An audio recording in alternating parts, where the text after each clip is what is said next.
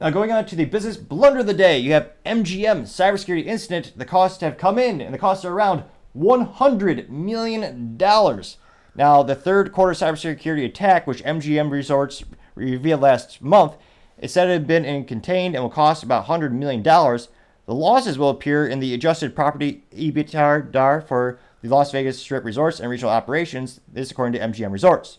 This noted that during the incident, some guests were temporarily locked out of rooms, electronic bookings were disabled, parts of some of the casinos were closed off, some of the machines were shut down, and it gets even worse. Some of the hackers actually obtained sensitive consumer data, including names, date of birth, driver's license, passports, social media numbers, and also, more importantly, social security numbers.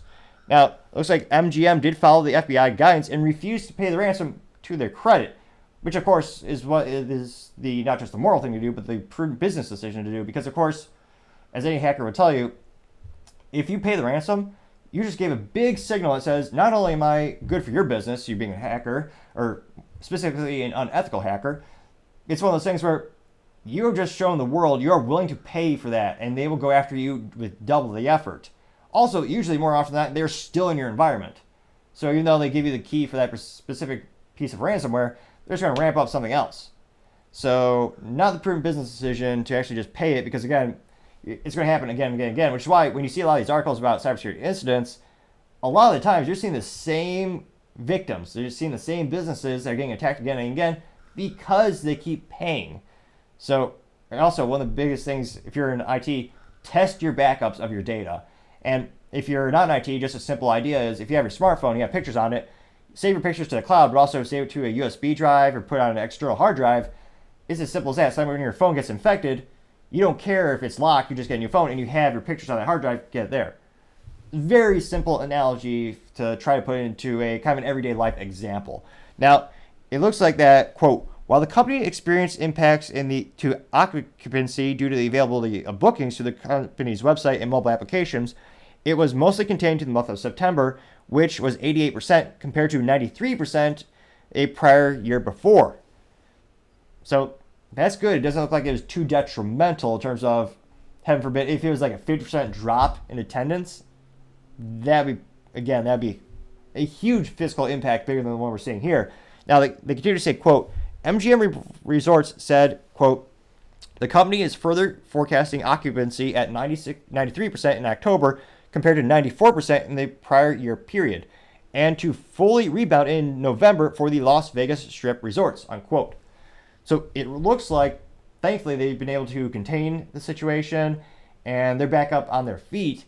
Now, hopefully they bolster their IT cybersecurity practice as well as their, in this case, security awareness training. Again, I'm no doctor, but if you click the subscribe button, it may, no guarantee, but it may fix my stuttering. Just a little experiment I think we could try out together. Now, in this case with MGM, it appears that they've gotten all their ducks in a row, and hopefully, again, one of the biggest issues with cybersecurity is the human error is very prevalent.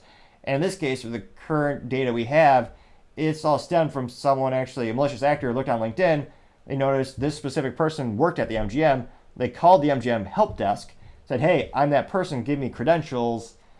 So it's one of those things where security awareness is key and social engineering is a real threat that you need to mitigate. You need to train all employees for, not just the people who are in IT.